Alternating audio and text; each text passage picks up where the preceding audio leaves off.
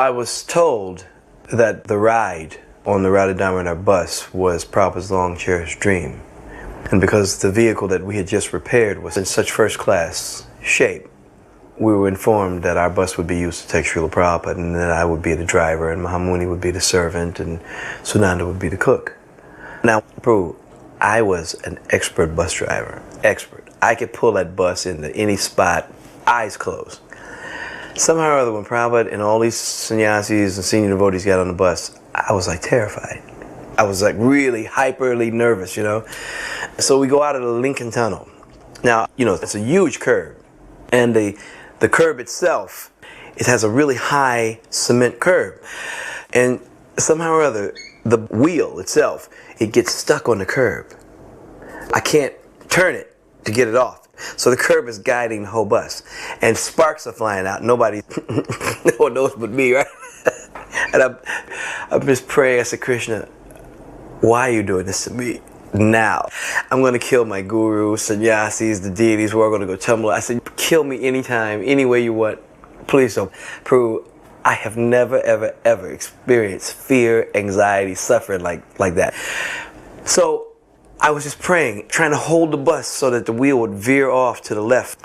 And just finally, after about 2 minutes of that, just intense, you know, 2 minutes was like an eternity, a few eternities. So finally the bus pulls away. Definitely some of my life force was dropped on that curb coming out of Lincoln Tunnel. Srila Prabhupada had been standing looking at the wonderful fields. The devotees were gathered around. There were two fellows who were new devotees, very enthusiastic. They were country boys from not too far away.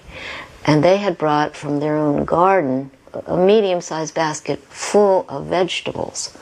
And Srila Prabhupada picked up an eggplant out of the basket, and he just held it in his hand as though it were a jewel of some sort. And he held it kind of up and just looked at it. It had a real value, this produce. You can just tell his pleasure was immense. So at some point he spoke about how we should be able to feed the neighboring city temples, supply them with very luscious kinds of fresh foods like this. But not only that, but in time of need, we should be prepared to also produce an abundance sufficient to feed people living in a 10-mile radius. Prabhupada took a walking tour of the barn and the machine area, and Paramananda was a little bit apologetic because Prabhupada had been to New Talavan a few months ago and chastised them for having farm equipment. But actually they had farm equipment and was standing outside in the weather getting rusty. And at Gita Nagari we had a lot of farm equipment, but everything was very well protected. But Paramananda was very much self-conscious.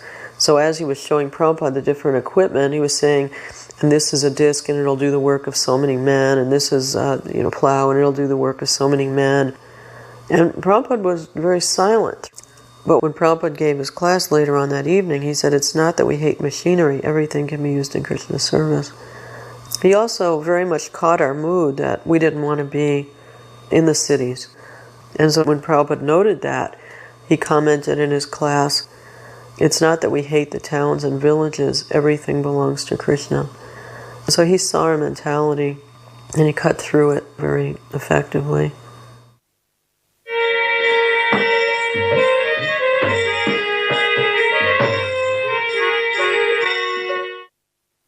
When we picked up Prabhupada in the airport in New York, I was in the car following Tamal, Adikeshava, Rameshwar. Were in the car with Prabhupada. And they wanted to show Prabhupada where the temple was in relationship to all the other prestigious buildings in New York. So we went up Park Avenue, around Grand Central Station, and the Seagram's building where my father worked. And my father had been one of the guarantors for the temple. He'd spoken up as like a character reference for us to get this building. So as they drove by the Seagram's building, which itself was an architectural landmark, the first all-glass skyscraper in New York, they pointed out, oh, Prabhupada, look, that's Dristadumna Swami's father's building, the biggest liquor company in the world. And Prabhupada, liquor? Hiranyakashipu. But his son is like Prahlad. My husband, Chaitanya Sima, he had been working on the building of the LA temple, and then it was finished. And then one day Srila Prabhupada called him up to his quarters, and he said, "We've purchased a 13-story building in New York." And he was explaining to my husband that it was an old nursing home, and it was just a very old, broken down building, and the whole bottom floor needed to be gutted and made into a temple room, and all the floors had to be repainted and scraped and sanded, and it was just a tremendous amount of work. And he was asking my husband how long that would take. So my husband was just working it all out, and he was about to open his mouth to say, possibly we could do it within a year. But just before he got that out, Srila Prabhupada looked at him and smiled, and he said, "I'm due to be in New York in 6 weeks." And the next thing I knew, my husband came home and said, "Pack, we're moving to New York in the morning." And we did. And we started work immediately. And honestly, in the 6 weeks, I don't remember sleeping. I guess we must have. It was a 24-hour marathon for 6 weeks. And we did it. I don't know how it manifested, only by Prabhupada's mercy. But then there's a sweet little end to this, is when Srila Prabhupada was arriving, we were lining the walk from the front door to the car, and everybody was standing there with beautiful gifts and so many things to offer to Srila Prabhupada.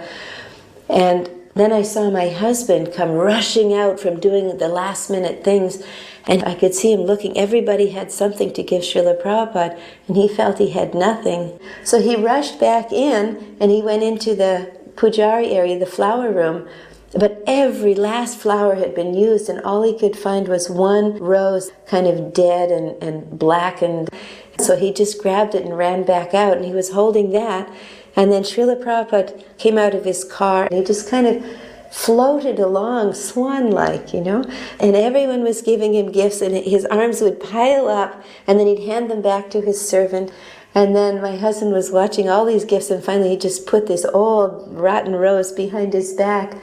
And Srila Prabhupada was just looking straight ahead the whole time. And then he came to my husband, and he just stopped, and he held his hand out. And my husband didn't do anything for a minute, and Prabhupada moved his hand, like, "Give it to me." And so he brought this old wilted rose out from behind his back and put it in Srila Prabhupada's hand. And Prabhupada held the rose between his two hands in a pranam and turned to my husband and said, "Thank you very much." He is just such an amazing soul. The most wonderful thing about Srila Prabhupada is he just knew everything. He just knew your heart. Regarding the Rath Yatra, Srila Prabhupada actually asked, how is it possible you got the permit? Because he was aware that it was very difficult to get a permit on Fifth Avenue. As a matter of fact, it was technically against the law because there was an edict by the mayor that said no new parades since 1962. So he asked, how did you do it anyways? And so I thought I would tell him something since he's asking. It was ultimately his mercy, his pastime. So I simply said, well, Srila Prabhupada, on the application, I said, 3 hand-pulled carts. And so Srila Prabhupada laughed and he said, yes, this is in our line. Just like Vamanadev, he only asked for 3 steps of land. Of course, what's always amazing about Srila Prabhupada's quips is they're so full of spiritual realization and knowledge, and they're so spontaneous and so quick. Yes, that is in our line. So wonderful.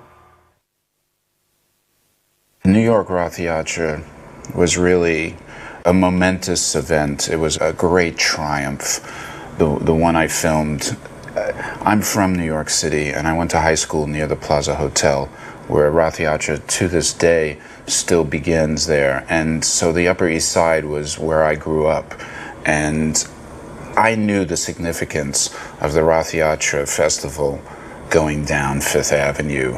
I really understood what that meant, and I reflected on how much it meant to Srila Prabhupada, because he started in New York City, and New York City I knew meant a lot to Prabhupada because it's the most important city in the world, and I think Prabhupada knew if he could establish himself in New York, then that was a good thing. And for me, having the Rath Yatra Festival go down Fifth Avenue with Srila Prabhupada in the chariots was one of the most triumphant moments in the history of ISKCON, because New York is the Big Apple, and in a way the whole world watches everything that was going on there. And sure enough, the next day in the New York Times, on the front page, was a picture of the Rath Yatra chariot going down Fifth Avenue. And I was so proud because I knew Srila Prabhupada would see that.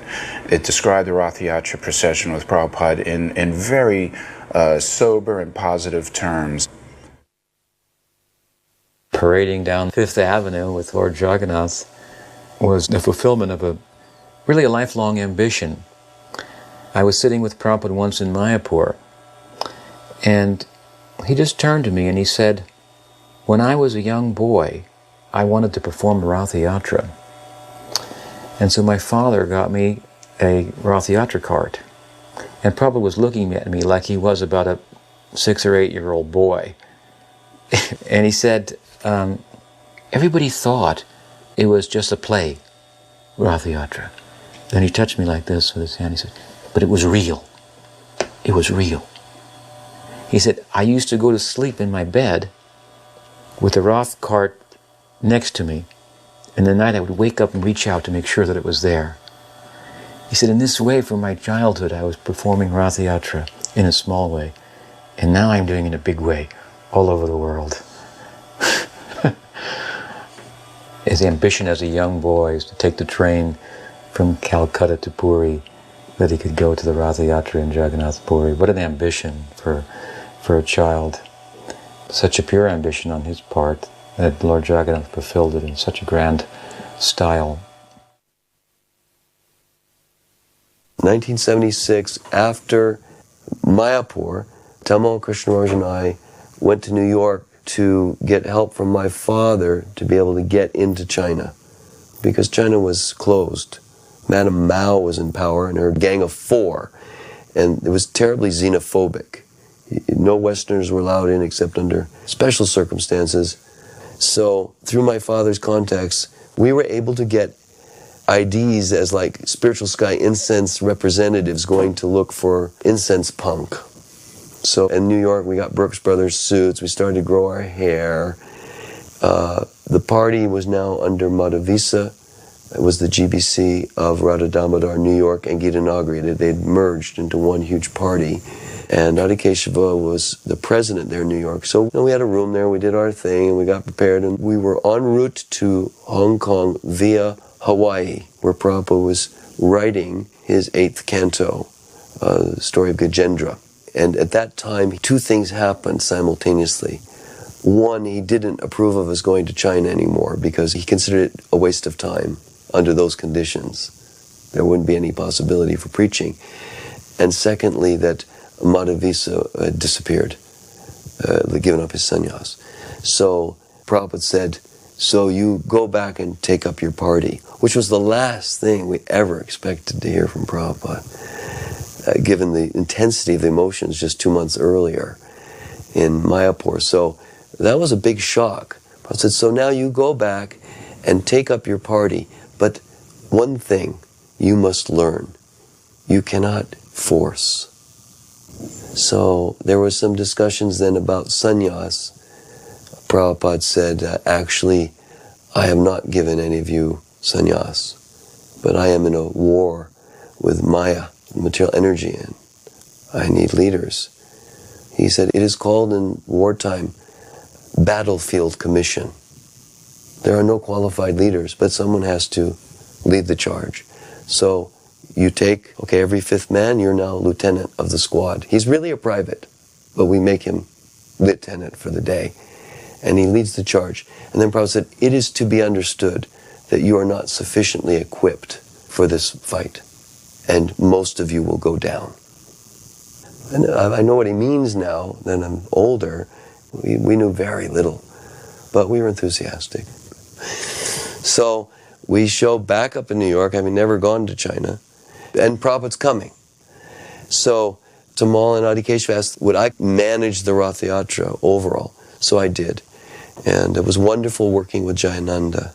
I'll never forget that.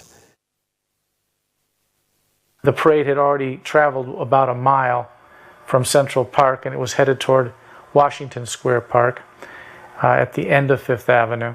Srila Prabhupada stepped up onto the Subhadra cart at 34th Street, and the police who were overseeing the parade took note, and they told me later, said that man was really special. And they ended up volunteering, the same group, every year for that duty, because they actually took some thrill in the occasion. It was a voluntary task. Obviously, there was some compensation, but they took interest and they looked forward to participating themselves in the Rath Yatra.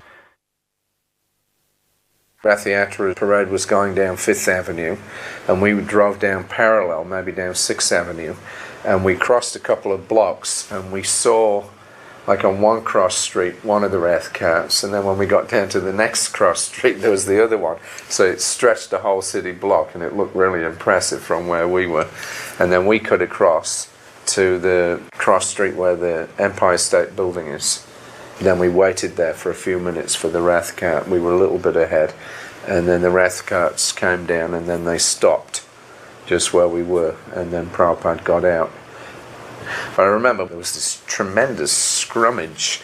There was all reporters, newspapers and TV and what have you, and they were all, literally, there were one or two of them were fighting with each other to get in because everybody was so packed up, and the devotees were all around chanting and dancing like crazy when Prabhupada came out. Prabhupada just kind of glided through the whole thing.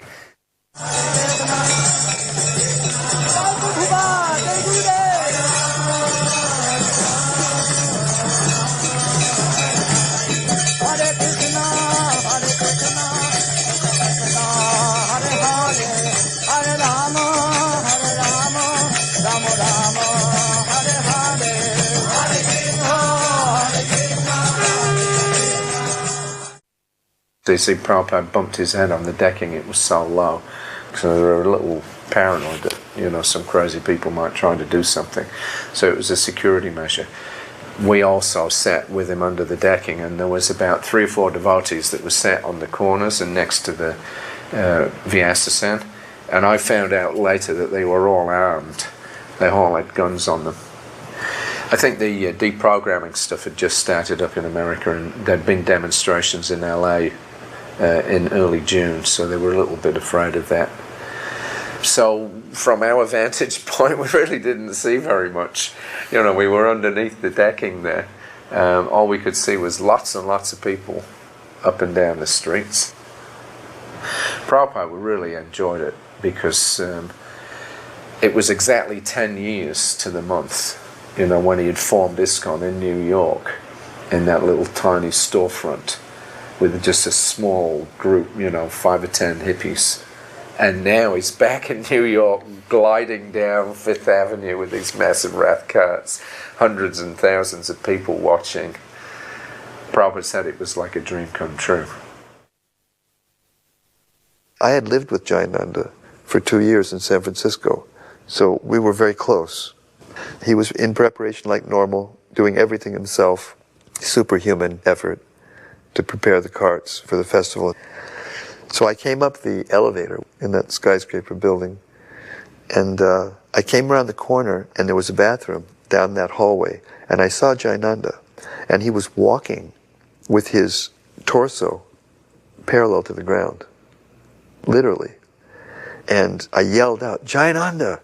And then I went running down the corridor, and before he got to his room, I came in front of him and I said, "Jayananda, what's going on with your body, with your health? What is it?" And he looked at me, put his hands on both my shoulders, and he said, "All right, I'll tell you something, but you've got to promise me one thing, that you won't say anything until after the Rath Yatra." And I said, "Okay, Jayananda, I won't say anything, please." And then he lifted up his arm, and underneath his armpit there were huge lumps. And then he lifted up his other arm, and his other arm was the same, these huge lumps. And I said, "Jayananda, you have to take care of it." And he said, "You promised." So I kept my mouth shut. based on that promise. Of course, it turns out he had leukemia. Means that Jayananda was suffering like anything during the preparation of that Rath Yatra. And then that famous picture of him pulling the cart in complete ecstasy. You look at his face, you could not have told that he was racked with pain. That's who Jayananda was. Fixed in service to Srila Prabhupada. I had taken sannyas in 1975, so I was still a relatively new sannyasi, and of course I was a young man, I was only 25 years old. And Prabhupada had his quarters on the 11th floor, and I was sitting with Prabhupada, and he said to me, "Prabhupada, have you seen the New York women?" I was a young sannyasi, and I didn't know what to answer. Have I seen the New York women? So I hesitated to answer, and he just went on. He said, "They're so beautiful, so charming." And he began to talk about the New York women. And then as he continued, he said, "In this way, they're controlling all of the men in New York City. And because they're controlling all of the men, all of these buildings are going up. And the whole city is manifesting." And he went on like this, describing the whole development of New York. And he said, "It is all Vishnu Maya."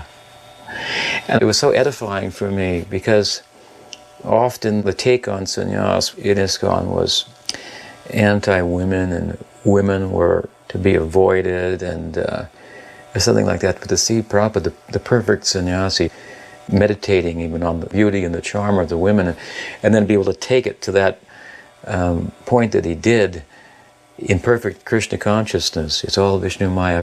He could meditate completely on the material nature, material energy, and because of seeing it in relation to Krishna, he would never be in danger of being affected by the material nature. This is the real idea of sannyas. So it was very enlivening to me to hear him say that. He wasn't really trying to teach me the point. He was just being himself, just expressing himself. And of course, whenever he expressed himself, however poetically and beautifully through his motions and through his words, it was very profound and edifying. At any given day in New York, the streets of New York and that Washington Square Park were always filled.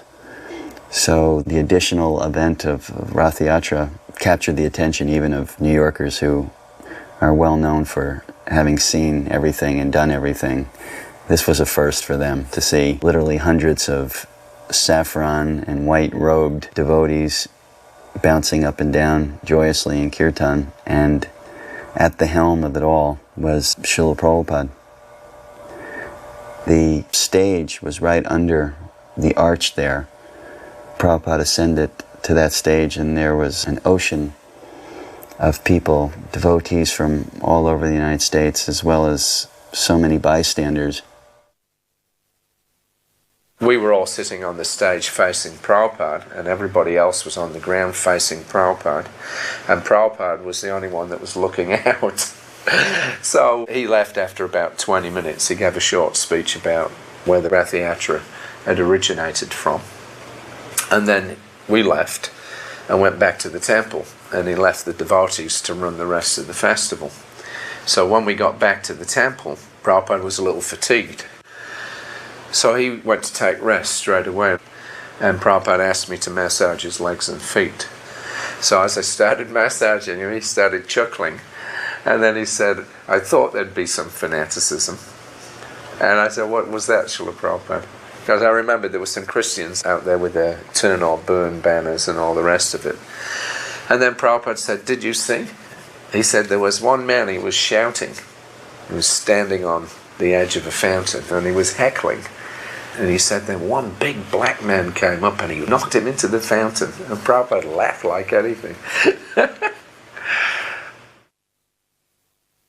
Trey Rishi told me that I had to offer my obeisances to Srila Prabhupada when I walked into the room, and there was no way I was about to do that at that point in my Krishna consciousness. I was too green.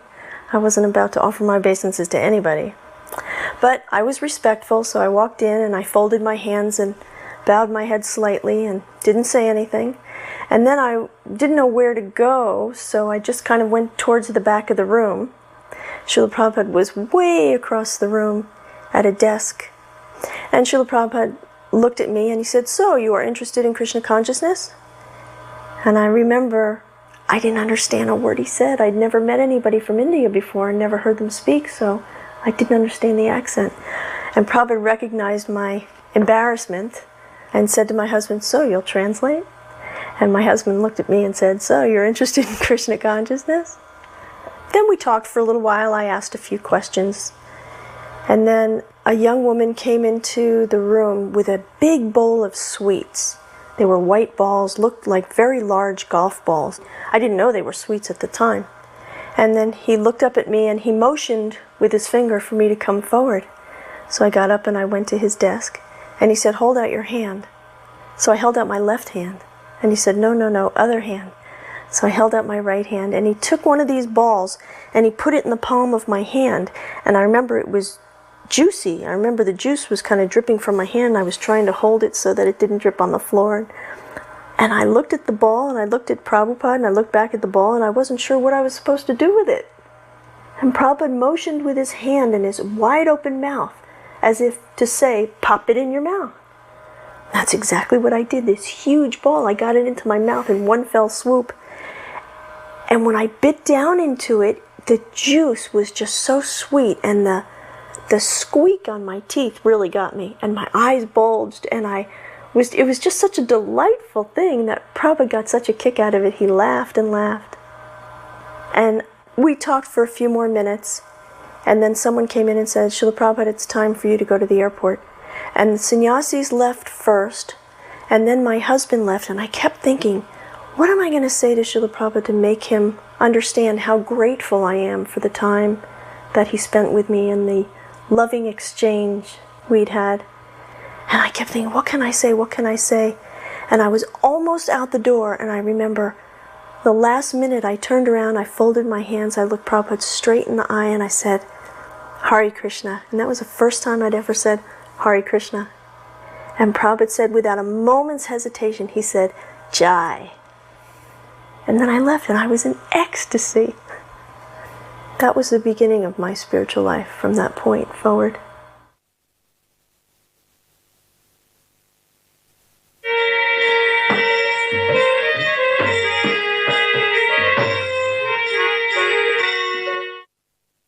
After college, I went to India for about a year. Then I came back to England. I was very interested in the Indian philosophy. So I read many, many books, and I sent away one time for Prabhupada's Gita. I got it by mail order. So I read that in a few days, and I was thrilled by the book because it was so clear and sensible and correct. There wasn't anything that I could find fault with. And I thought, this book is, perfect. So then I hitchhiked down to the address within it, which was the manor. So I arrived at the manor, and that was the weekend that Prabhupada was there. Actually, when I walked in the manor, Prabhupada was just giving a darshan. So Rohini Nandan invited me to the darshan. It was a darshan particularly for new people. So I sat down, and as chance would have it, I was sitting immediately in front of Prabhupada. So Prabhupada was sitting there perfectly relaxed. And I felt very thrilled to see Prabhupada. I felt an immediate rapport. Prabhupada was sitting there, and every now and again he'd glance at me, and smile at me. So I felt enlivened. And I had this feeling that Prabhupada was looking at me and he was saying, "Where have you been?" So anyway, the next day or so, Prabhupada went off to Soho Street, and he came back to a great reception. The car, it was a black Rolls Royce, pulled round to the back of the manor. As he drove by, I looked in the window and I saw Prabhupada's expression. It was just startlingly full of love. And Prabhupada got out of the car, and a huge uproarious kirtan was going on. The devotees were leaping in the air and chanting. So Prabhupada glanced over at me, and then he pointed with his chin to this about 11, 10-year-old boy that was dancing next to me with his arms upraised. And as he pointed with his chin, he smiled at me and immediately understood, this is what you do. Prabhupada had seen that I was confused, and so I immediately understood this is what Krishna consciousness is, simply to dance and chant, like a child, without any mental reservations. This is our residence, Bhagavad Bhavan. It's a very ordinary, semi-detached property, and by that stage we had been initiated for 6-7 years. This is Mukunda, and what we're anticipating is the arrival of Sri Gurudev, Srila Prabhupada. These are our family friends and have been invited. These are people who visit Bury Place. This is Dr. Bajpayee, a very well-known medical doctor in a number of medical fields. He is on the right-hand side, along with my father on the left, and we're simply discussing how we individually met Srila Prabhupada. Dr. Bajpayee, who was a first life member of ISKCON London, had many conversations with Srila Prabhupada, and Srila Prabhupada would often discuss philosophy and medicine. One of the things Srila Prabhupada did in the early days, which the devotees didn't really do too much of, and that was to make contact with his fellow nationals. Obviously, in London, there was a very large, prominent Hindu community who had never heard of the Hare Krishna movement at that time. I think Srila Prabhupada's physical presence, him being in Indian as well, opened up a lot of doors to the Indian Hindu community who might not have otherwise accepted the Hare Krishna movement, simply because they would have been skeptical in thinking, oh, what are these Americans or Europeans practicing this for?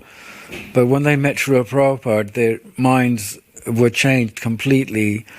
So if you had a devotee like Kshirodakshayi Vishnu and his wife and his sons, they didn't live in the temple, but they lived in North London in a house which had deities in it, and it showed that you could practice Krishna consciousness outside of the temple environment, and you could do it anywhere, in fact. This is the temple room.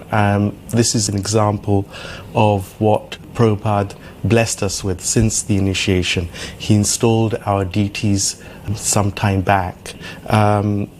For us, it was a wonderful homecoming, and I think Srila Prabhupada felt that as well.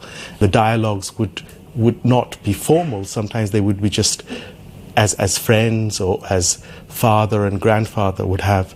And whenever we would reciprocate with Srila Prabhupada, whether it was through glances or through singing or through listening, he would just reciprocate and laugh and joke tenfold. Srila Prabhupada would tell us many stories from different parts of Srimad Bhagavatam, and he would intermix accounts of these stories and his own life. And I distinctly recall feeling stories of kindness from Srimad Bhagavatam, gentleness of devotees and clemency. We were always making mistakes, but Srila Prabhupada would have that quality to be forgiving.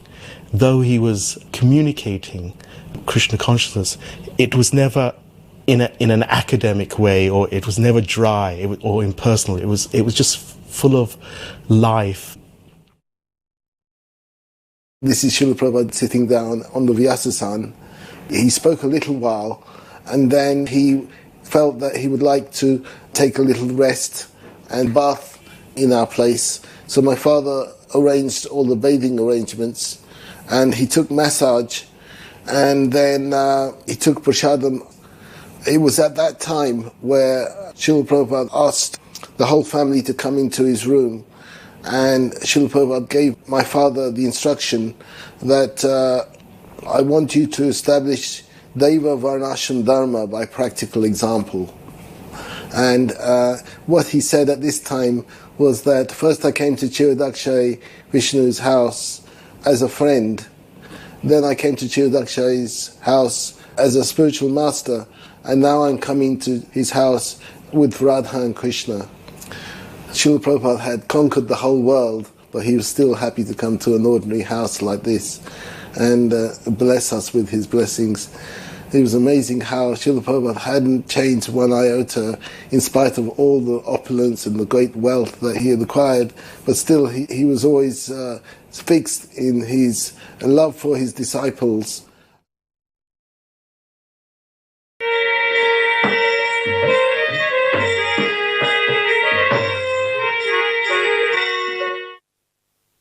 There was talk of the Kumbh Mela, and Srila Prabhupada said it was the most auspicious Kumbh Mela in 144 years.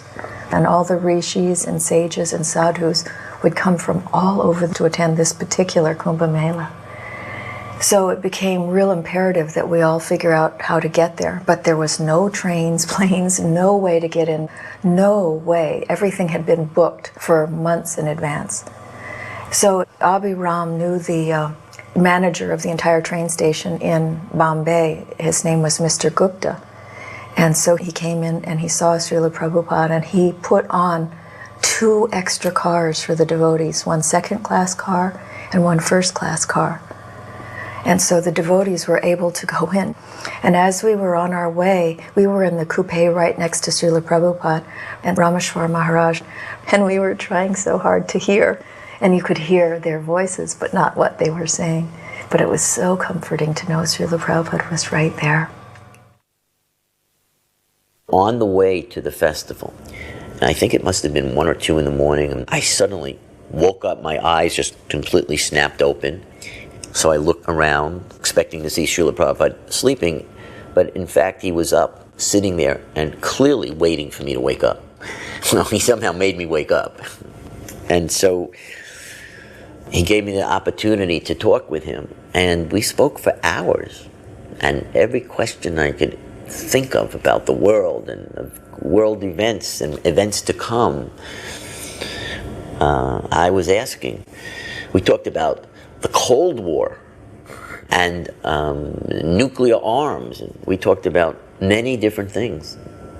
Prabhupada would explain, all from the point of view of absolute knowledge, why the world is always a violent place and why there's always war and misery and pain. So that was helpful for me to just understand that whatever time in the history that you live, these characteristics will always be there.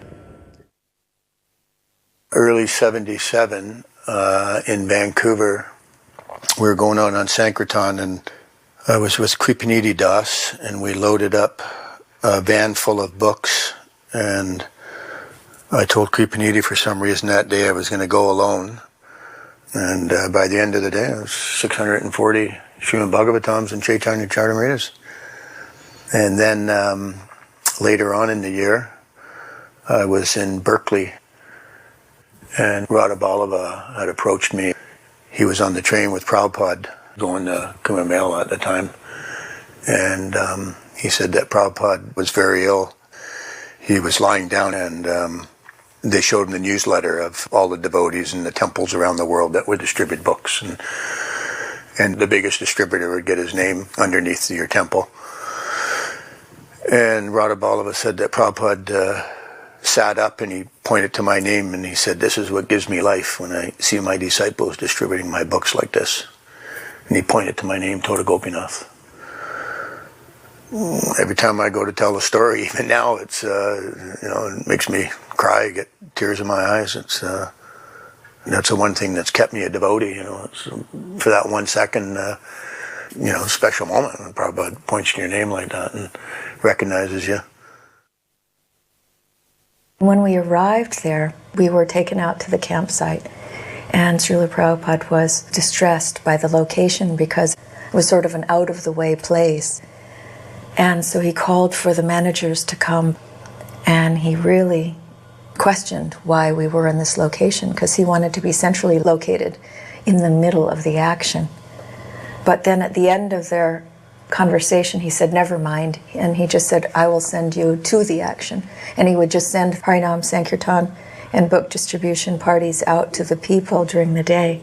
And he wanted to make sure that there was adequate prasadam. The first day there was not proper amount of prasadam to distribute to other people. There was just enough for the devotees there. And Srila Prabhupada really stressed that that wasn't the appropriate arrangement. During the festival, I don't think we really did the things that Prabhupada was planning to do in terms of having kirtans, the big stage, and so on. Because Prabhupada was, his body was becoming ill. It was manifesting symptoms of that illness that lasted for those last 6 or 7 months. And so it didn't appear that he was comfortable. It appeared that there was pain and he was just not being bothered by it because of his transcendence.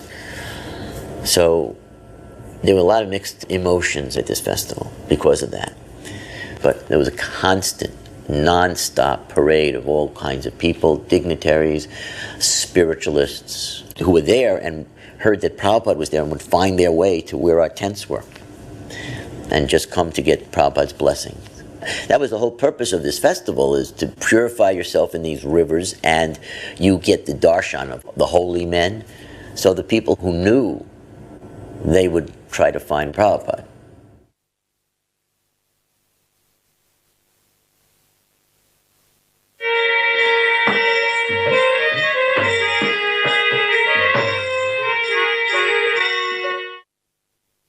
The devotees came from Los Angeles with a new Balaram Mridanga, and they were colorful and lightweight. And everyone was excited about it. This will be the new drum for ISKCON. So they put it on Prabhupada's darshan desk one evening, and everyone was holding their breath. What will be the judgment? And then he very deftly and expertly hits the mridanga, plays 1 or 2 bowls and tals, dot, dot, dot, and then sits back. And he said very matter-of-factly, "It's dead." All the excitement over that mridanga, Prabhupada dissipated it with 2 words, "It's dead." And we can understand how that it's not so easy to please a spiritual master. Things have to be done correctly and properly, because the whole relationship between the disciple and the guru is one where the guru wants to bring perfection out of our hearts. Like the lady in the village is churning the milk to bring the butter out of the milk.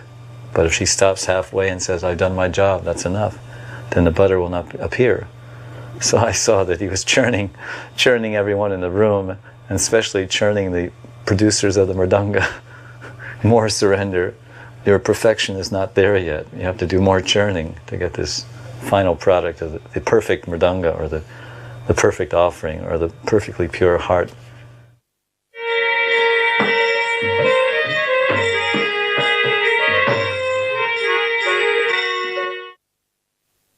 While Srila Prabhupada was in Mayapur after the Gaur Purnima festival, we arranged for what turned out to be Srila Prabhupada's last public preaching program, the Pandal program at Cross Maidan. As had been done in Delhi, we arranged prominent people to come as chief guests, but the biggest, of course, was the Chief Minister of Maharashtra, Sri S.B. Chavan. He had great appreciation for Srila Prabhupada, and he actually helped the devotees get permission to build the temple at Juhu. So Srila Prabhupada was very pleased when he came and spoke.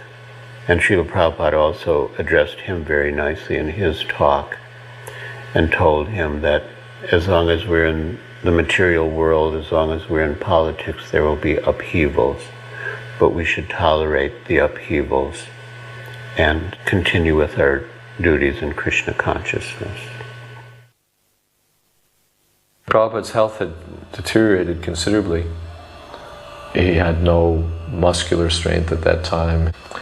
In Mayapur earlier, he extended his arm and sort of flapped where his arm muscles were with his hand and said, "Flat tire."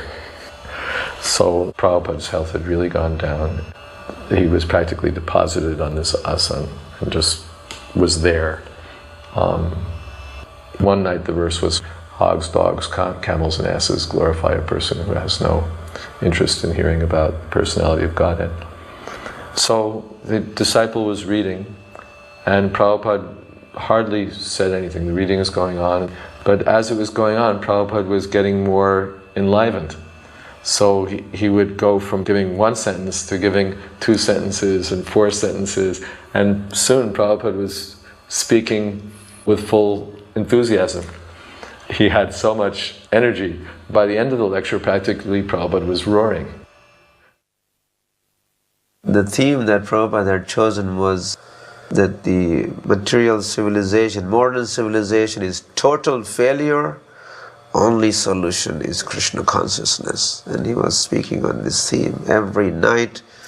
Bhavananda, I think a lot of times some others would read a text from Bhagavatam, purport, then Prabhupada would comment. And the memory I have is how strongly he was preaching, like a roaring, scaring his fellow citizens, trying to wake them up, shake them up.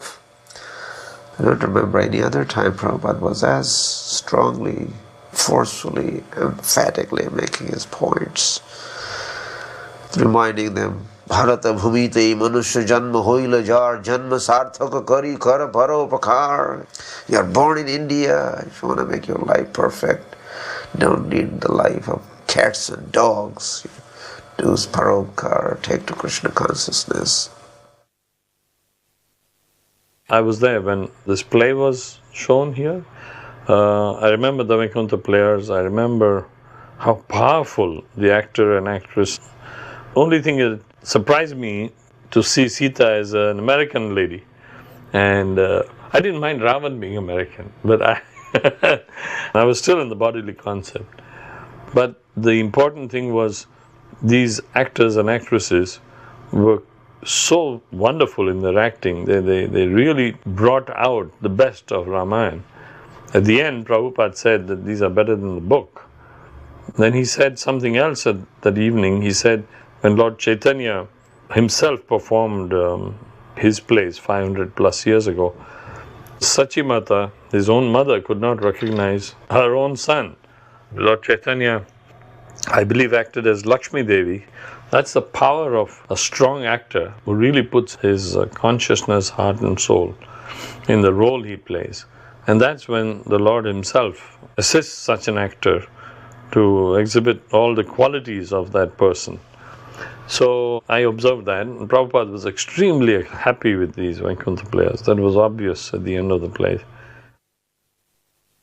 I didn't get chastised, I didn't get reprimanded for anything. He was always very kind to me. And I think that's what helped me love him more and do things more. I mean, the time that he got sick and he came to Bombay, and they wouldn't let you go into his quarters. You know, I was not used to that. I was used to walk in anytime. And I remember Tamal Krishna, he came in and he looked at me and I said, they won't let me go in and see Prabhupada. And then he goes, he's taking rest. I said, but I want to see him. I said, he's been here for so many days, I haven't been able to see him. So then he goes, you be very quiet, just go in and come out. And I remember going in there, and Prabhupada was sleeping, and I just like stood there for a few moments. I remember just sitting there and looking at him. And he was just laying there, and you didn't see him feeling the pain. He was telling us he was very sick and his stomach hurt, and you didn't see that. You saw him very calm and peaceful. And I just like grabbed his feet and I ran. And I don't know if I woke him up or not, but I remember like I just grabbed his feet and I ran out. And that was the last time I saw Prabhupada. Govindam Adi Purusham Tamaham Bhajami.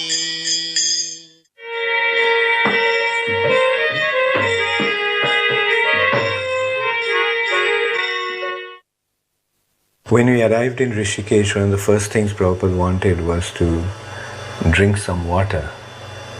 So somebody gave him some water from the tap, and Prabhupada said, did I come to Rishikesh to drink tap water? And so I just ran down to the river and got some water from the Ganges, and Prabhupada was very pleased to drink that straight from the river. And those days I was a brahmachari. I just got initiated a couple of months ago. And Prabhupada was very restful there. And we were just a handful of devotees. And one day I was cooking and Prabhupada decided to teach us how to cook. He first asked me to cut the vegetables, and then he showed also how to cook basmati rice. And the rice was just mixed with ghee. And Prabhupada told me not to even wash the rice. And then put it on the fire. And when the rice was cooked, every single grain was separate. And Prabhupada showed how to make the chapatis. And one day was Ekadasi, and we somehow, we are not careful and we broke the Ekadasi. We took some grain for breakfast, and then we realized that it was Ekadasi. So I went and told Prabhupada. Prabhupada's immediate reaction was, so what can be done? You broke it, you took the grain. But then he got very annoyed. He said, there was the point in having a Pandit with us if you can't even tell us when is the Ekadasi. And Prabhupada said, then observe the Ekadasi the next day. Although he didn't break the fast, but Prabhupada that day also took grains with us. Like that shows his compassion for his disciples. In Rishikesh, Prabhupada was lecturing there, every evening giving a class. Famous Maharishi Mahesh Yogi was also in Rishikesh at the time, and many of his teachers were coming to attend Prabhupada's lectures. So at that point, Maharishi sent a note to Prabhupada saying that, Swamiji, I've heard that you are quite ill. Perhaps you should not exert yourself so much. Better not to lecture in the evenings. Because he felt worried that so many of his teachers were listening to Prabhupada. One European lady was there, a very sweet lady, and she asked Prabhupada, it's very nice what you're preaching, but what are you doing for the suffering of the people of the world? And you would think that Prabhupada would be very sensitive to her being an elderly European lady. Well, Prabhupada, he just exploded. He said, what do you know about mercy? What do you understand about compassion? It is simply sentiment. He said that your idea of giving, some sort of relief to people's suffering is like blowing air on a boil. It's full of pus. The kind act you can do for such a person is to cut it. So mercy means to cut through the ignorance that persons are under. And our preaching is based on this understanding, that ignorance causes suffering, and that to enlighten people is the way to free them from ignorance.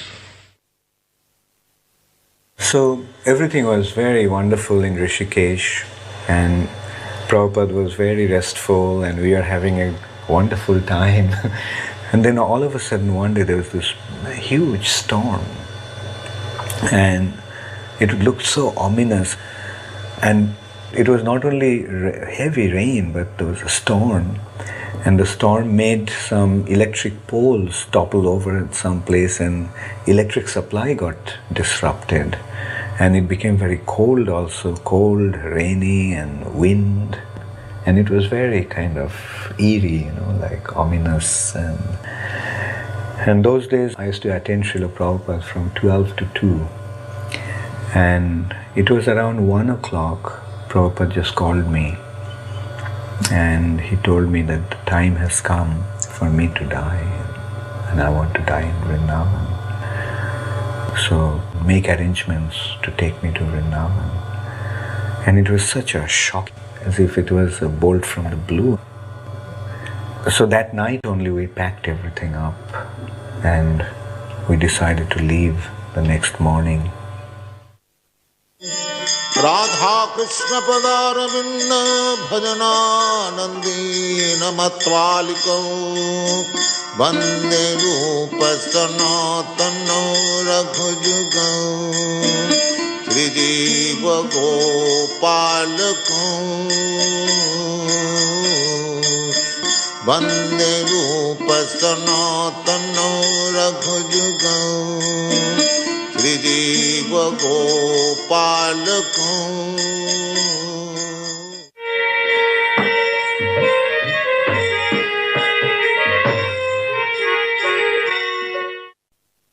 When Prabhupada arrived, the devotees were so happy. And when Prabhupada went to his room, all the devotees came in, and there Prabhupada broke the news why he came. And I remember, in a flash of a moment, their ecstasy was transformed into agony. Devotees started to cry. And understanding their feelings, Srila Prabhupada then started to console the devotees by explaining about the futility of our material existence. He quoted the verse, Dehi noshmin jatha dehe. It's just a matter of transmigrating from one body to another. And Prabhupada called me when all the devotees left, and he told me, from now on, don't cook for me. Don't force me to eat anything.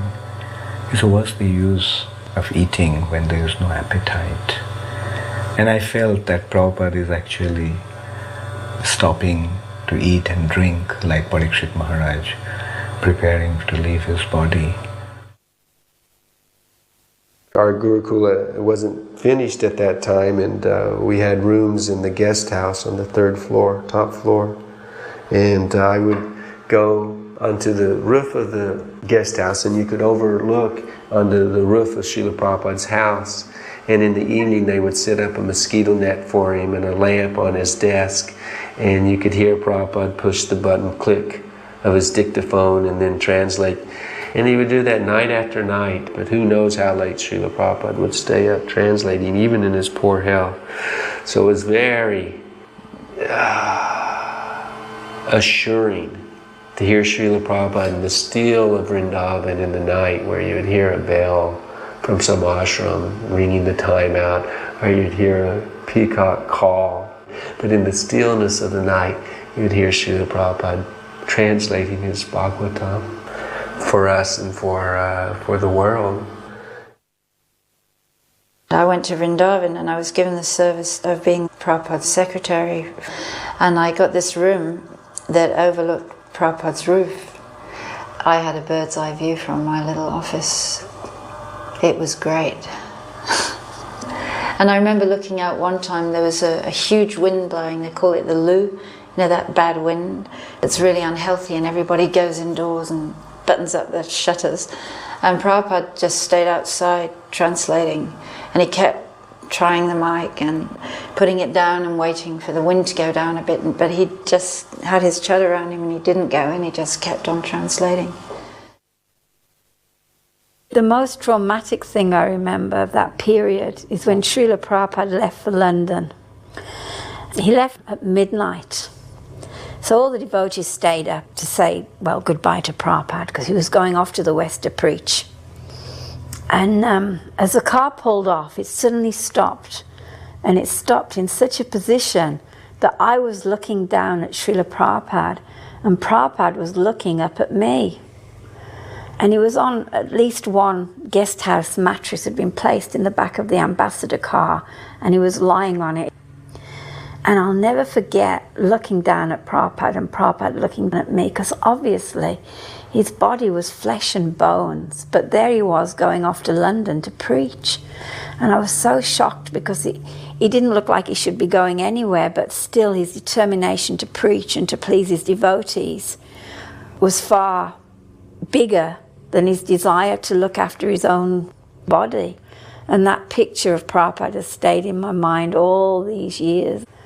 Prabhupada's determination. I remember standing in the alleyway there, watching Prabhupada drive away, and when Prabhupada's lights were no longer seen, I was reflecting about how Srila Prabhupada's life's energy was simply utilized for the purpose of helping others, benefiting others. It was not ever selfishly used, but it was selflessly used. And this was Srila Prabhupada's glory.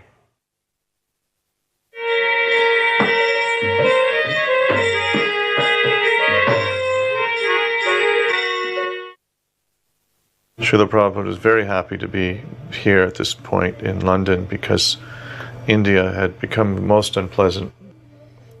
Just prior to leaving, the riot had occurred in Mayapur where Bhavananda had been arrested and other devotees had been arrested, and Srila Prabhupada understood that they were actually looking for him, that they wanted to arrest him. And he was feeling very disgusted with India. He said, "What have I done?" He said, "All they've done is harass me."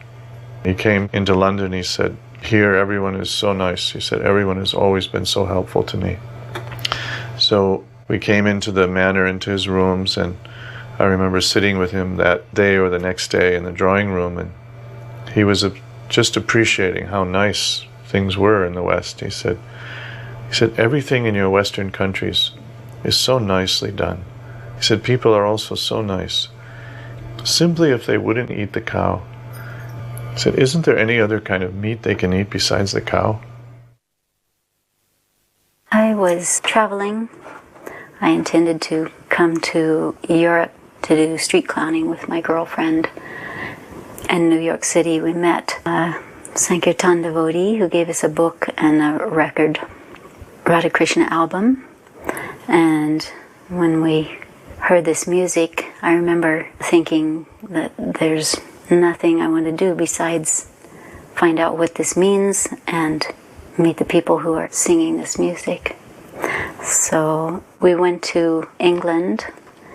That was in March of 77. So it was only 4 months later that the devotee said, "Srila Prabhupada is coming."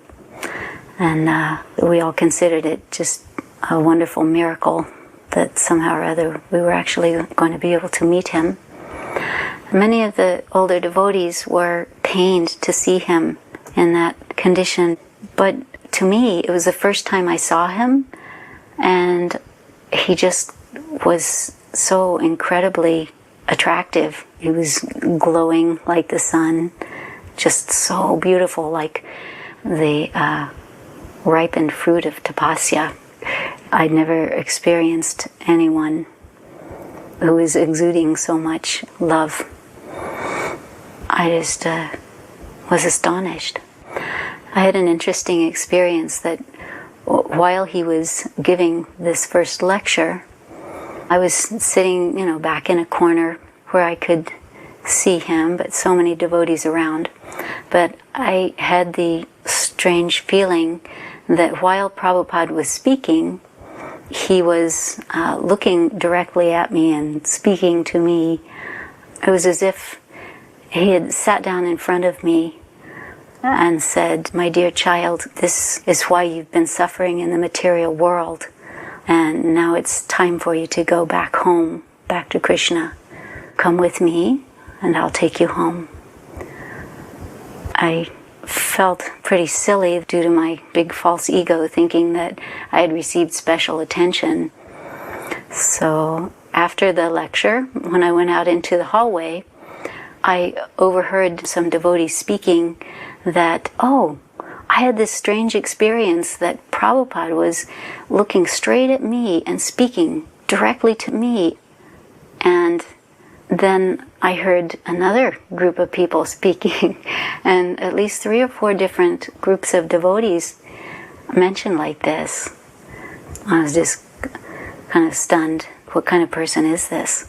And it was also interesting, while I was in this lecture, I had a unique feeling that Prabhupada was looking straight into my soul, that he was looking at my essential self, not at the person who I had previously thought I was, but looking through all the layers of my conditioning to see my true self, that I was an eternal, spiritual, living entity, the servant of Krishna, and that he would hold this realization of me so strongly. It felt as if that could bring me out of all those layers of conditioning to the point where I can also realize who I am.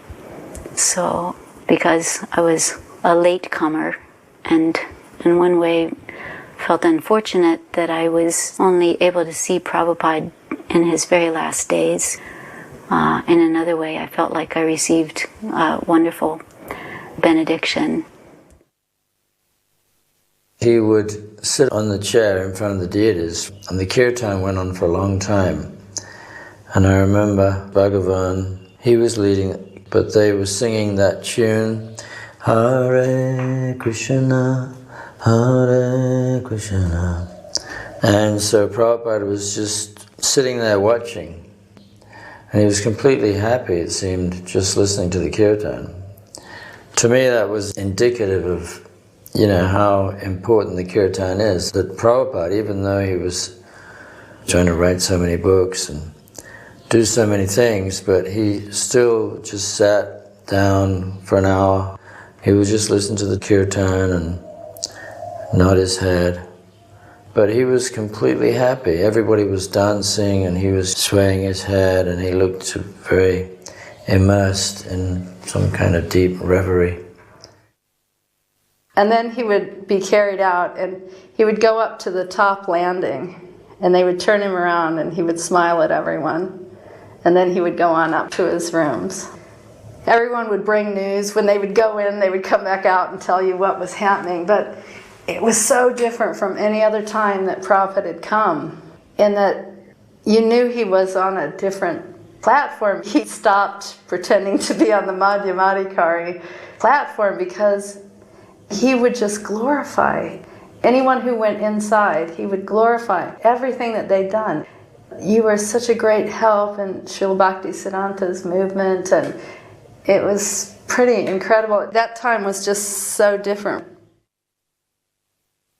The atmosphere was, as it always was whenever Prabhupada was present, incredibly intense, but now it had a special intensity because it was more than clear that Prabhupada was making his last appearance for us in the West. And what struck me was his having darshan of Radha Gokulananda, no words spoken, but simply his presence before the deities. One had a clear sense that he is now simply reciprocating with the deities and they are saying, yes, it's that time. And then after 1 or 2 days, the news came that Prabhupada was going to Buri Place. And Prabhupada came into the temple and came before the deities, and this time he took off his sunglasses. He had been keeping them on all the time, but this time in front of Radhalandaneshwara, he took them off. One could see the tears streaming down his face. It was pretty amazing.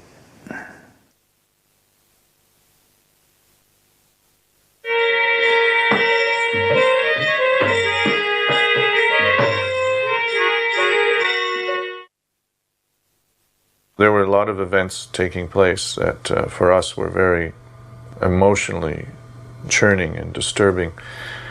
There were moments when we would feel that Prabhupada was going to recover, when he would start to take something and indicate that he would stay with us, and we would feel the greatest elation and the greatest joy. We felt like we had been dunked under water in a dunking chair, and suddenly we were being brought up for a breath of air. And then just as extreme and suddenly we would see a symptom that he was not perhaps recovering his health and it was continuing to deteriorate. And then we would be plunged into the greatest, in the abyss of lamentation and great fear and anxiety that he might leave us. So it was emotionally extremely difficult time. And I was present at the time when Krishnadas Babaji came to visit Srila Prabhupada and sat on his bed at his feet and massaged Srila Prabhupada's feet and held his hand. And Srila Prabhupada asked him for forgiveness, saying, "Please forgive me for offenses that I committed to my god brothers, the Vaishnavas." He said, "What could I do? I had to preach strongly." And Krishnadas Babaji, of course, rubbed his hand, rubbed his arm, and said, "There's no offense, Swamiji. There's no offense from you." I think he said, "Please be at peace." And Prabhupada actually cried for that forgiveness.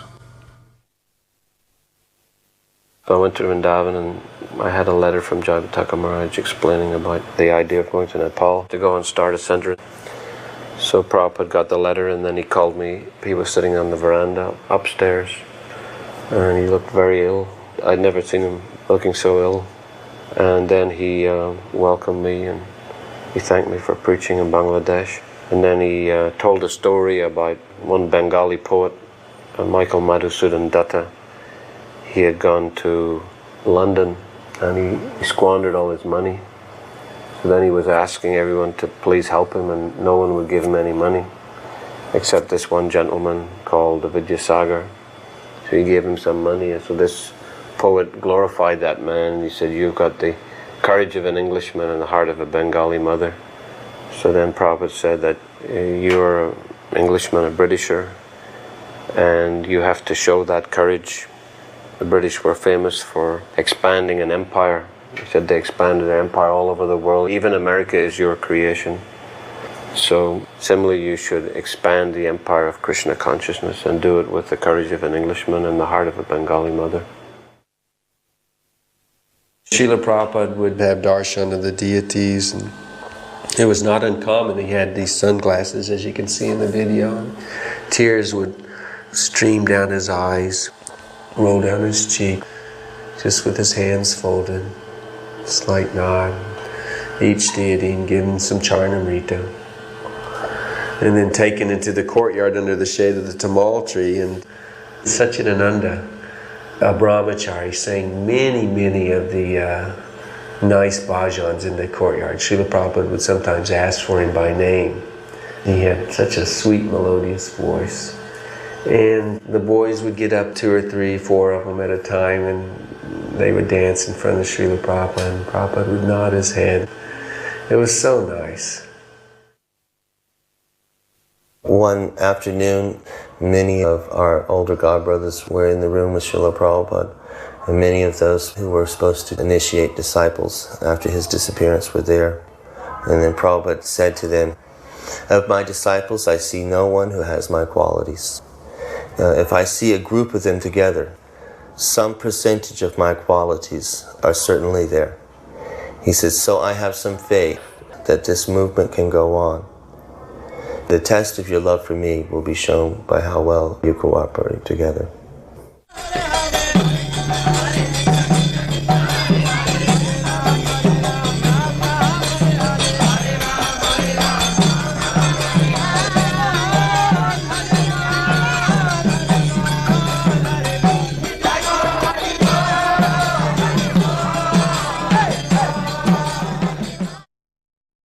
I'd sometimes cut through and be on the side of the path as Prabhupada brought around.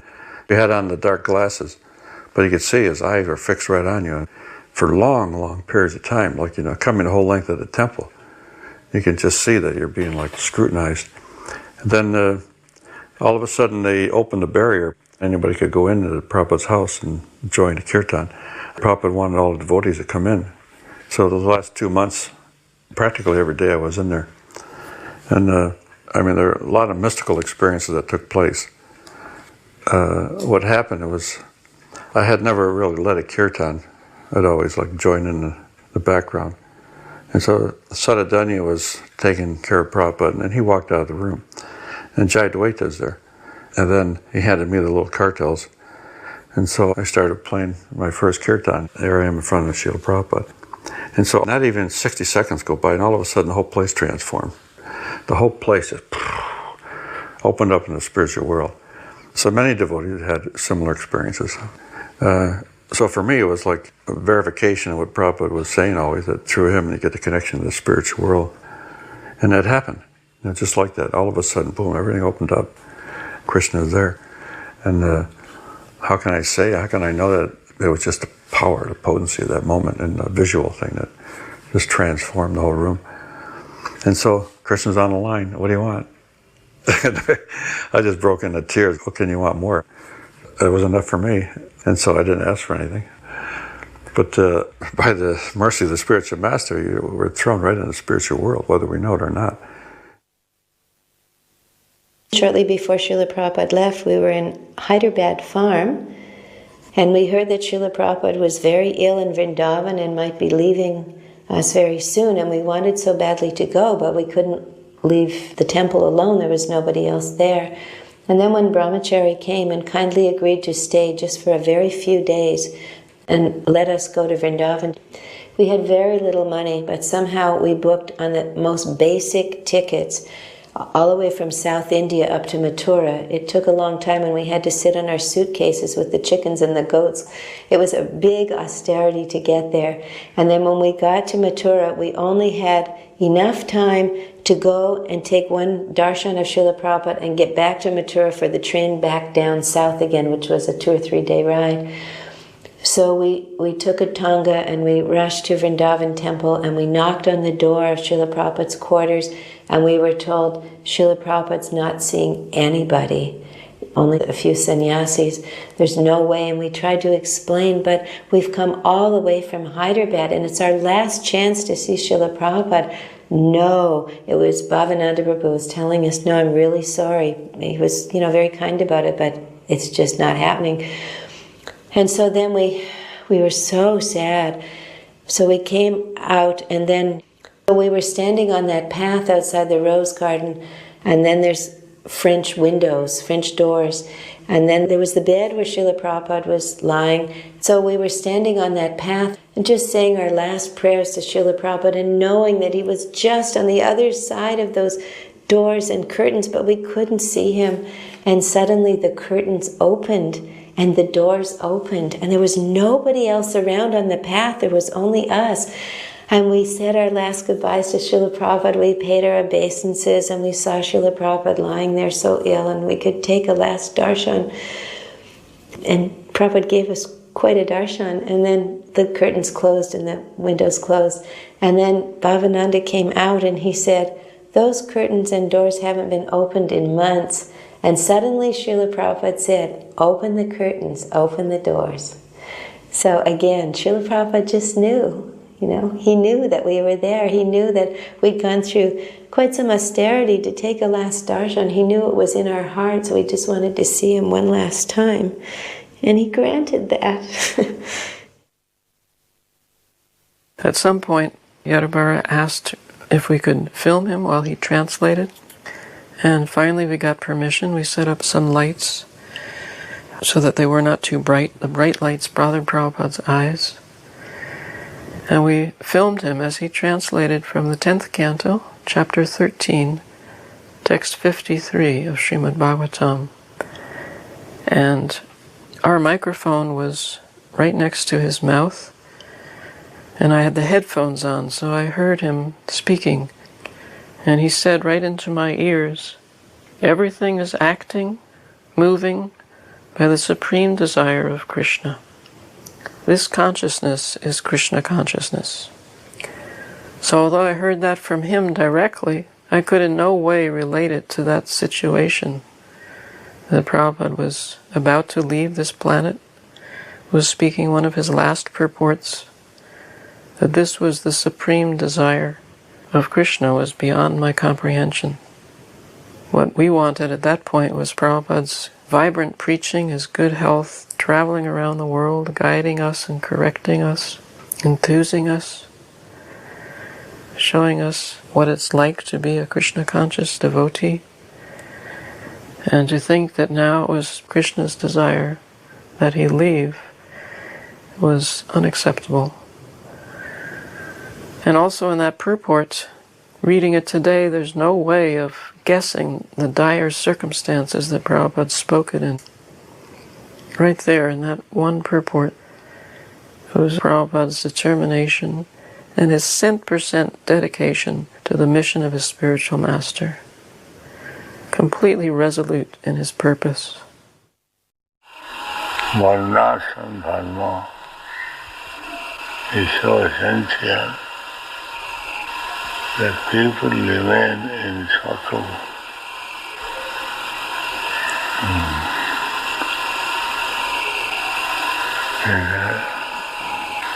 Tamagun, Rajagun, Rajastama Bhava increases lust and greediness, and that implicates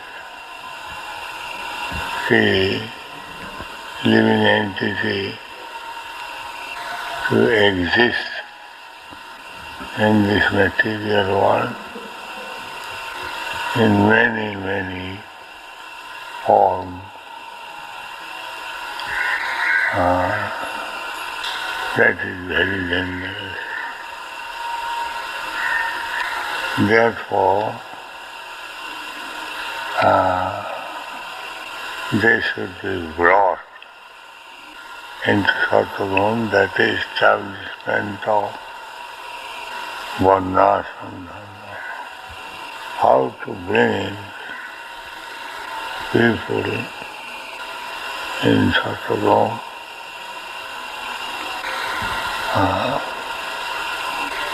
with Brahminical qualification, very neat and clean, rise early in the morning, this Mangalarati in this way, to stay in Satguru. Then one cannot be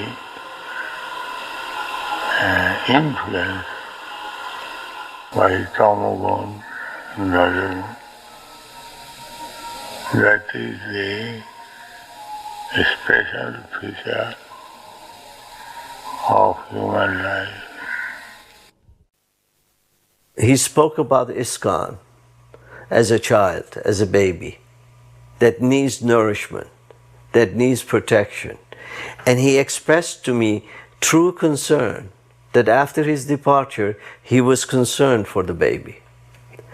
And he emphasized, kind of begging, that unite together, stay together, so that this ISKCON, this baby, can be protected. And there was a clear link that he wasn't talking about the buildings, he wasn't talking about the forms. There was a clear link between the content of our relationship, the love we felt for each other, the willingness we had to sacrifice our own egos in order to reach understanding, in order to reach collaborative mood with one another, rather than organizational asset and all of that, in order to hold and protect and grow the baby. That was very, very clear to me, and it was very, very clear from every word coming out of his mouth. I had always had this desire to touch the lotus feet of the pure devotee, and this was back to the time when I was getting Brahmin initiated in 1974. And I asked Srila Prabhupada, could I touch his feet? And Prabhupada said, no, that's not necessary. So in Srila Prabhupada's room, I look over and I see Trivikram Swami, and he's massaging Prabhupada's feet. And I'm thinking, why is he getting all this mercy? But then I'm thinking, oh, I don't even deserve to be in this room. And then all of a sudden, Maharaj yawned. And I went, oh, Krishna. So I humbly came over to Maharaj and said, would it be okay if I took over and massaged Srila Prabhupada's feet? And he said, okay. I thought, oh my God, I don't believe this is really going to happen. So then Maharaj took me over and he showed me. So I was so gentle, and I was massaging the lotus feet of Srila Prabhupada, and I got to massage them for 2.5 hours. And then at one point, Prabhupada looked up and said, who is massaging my feet? And Tamal Krishna Maharaj said, oh, that's Udayananda Das. And Prabhupada said, oh. And then there was like this smile on Prabhupada's face, as if after all these years, he was fulfilling my desire. And then, by the mercy of Srila Prabhupada, he allowed me to massage his feet every day for the next 3 weeks. But I was thinking I was the most fortunate soul in the whole universe at that time. I remember sitting next to Srila Prabhupada one night. We used to sit up and attend to him. And there's a special time in the middle of the night, I suppose it's 1 or 2 in the morning, when in Vrindavan the peacocks go off in sequence and start calling, responding to each other. And it's a chain reaction throughout all of Vrindavan. Anyone who's lived in Vrindavan knows this moment in the night. It's a magical moment. So Srila Prabhupada was resting at that time. I was sitting silently chanting on my beads. And when the peacocks went off, Srila Prabhupada, he had his hands folded as if in prayer across his chest. And he started to roll his head and moan. He rolled his head from side to side. And he moaned 3 or 4 times. He started a new moan in obvious response to the peacocks calling. And it was a deeply ecstatic moan. A moan when somebody is enjoying something in an extreme sense, but on a level that is just impossible to imitate or describe to you. And the room at that time, for me, the space that we were experiencing at that moment became multidimensional, to the point where the paintings on the wall actually became 3-dimensional, especially the painting over Srila Prabhupada of Krishna and Balaram. And I realized at that moment that Srila Prabhupada was already in that space, and we were viewing him from a very limited awareness.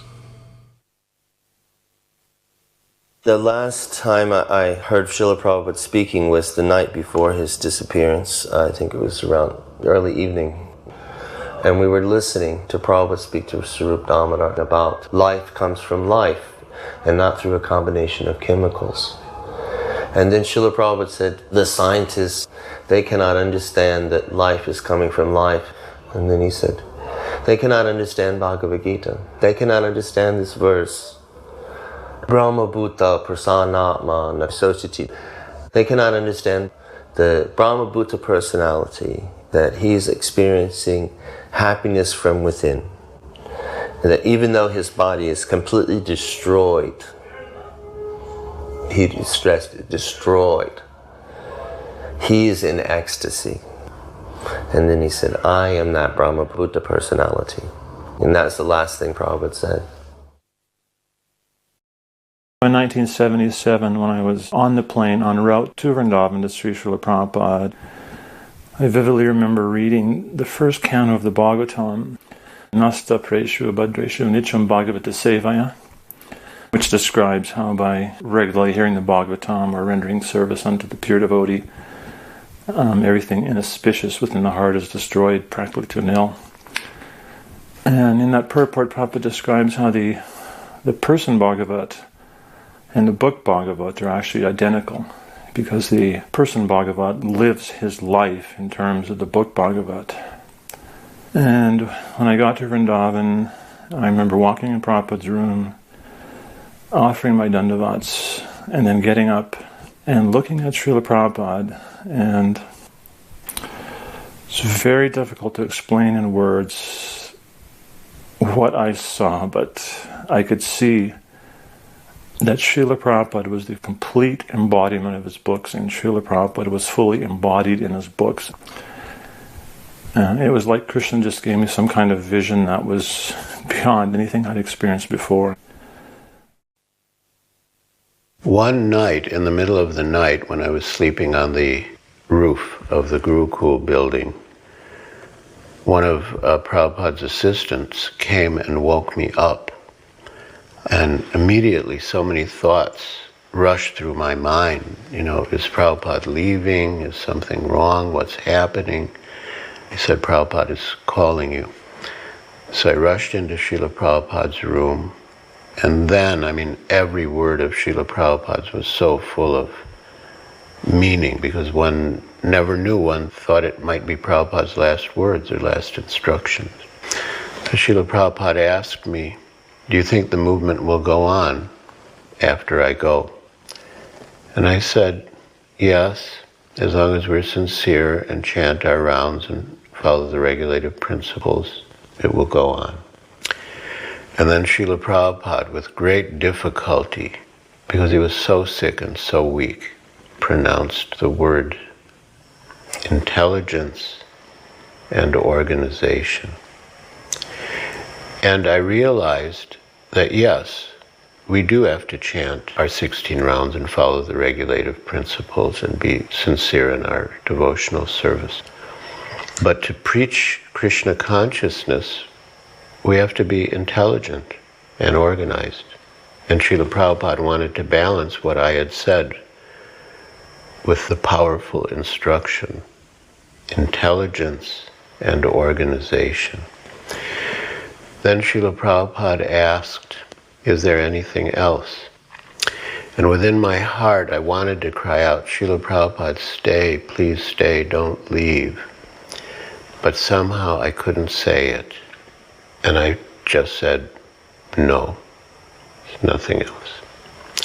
And later, I regretted that I didn't say what was in my heart. Every day was emotional upheaval. We would hear different reports from the Kaviraj. We would hear what Prabhupada drank, what little bit he might have eaten. The overwhelming mood was one of despair, that clearly Prabhupada was preparing to leave this world. And certainly we had no idea what would become of us and what would become of his mission in his absence. Very often his godbrothers would come to visit him, to say farewell, and Prabhupada would exhibit extreme humility and apologize for saying things that perhaps offended his godbrothers. And he would ask for their forgiveness, saying that in the course of preaching, perhaps he was sometimes too strong. And his godbrothers invariably would say, no, there is no offense taken, that Srila Prabhupada has gloriously served their spiritual master, and they took him as their leader. Other times disciples would come from throughout the world, and Prabhupada would have words of encouragement for them. He would inquire about their activities. And he was also concerned for all of us in Vrindavan. He would ask if the prasad was satisfactory, if there was adequate prasad.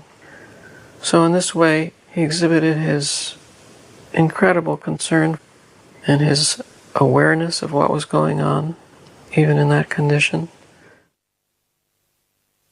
While I was massaging him, I was astonished to see some of his activities. Sometimes he's crying, sometimes he's stunned. I remember his hairs standing on end. He was belching. And I was shocked to see all of this.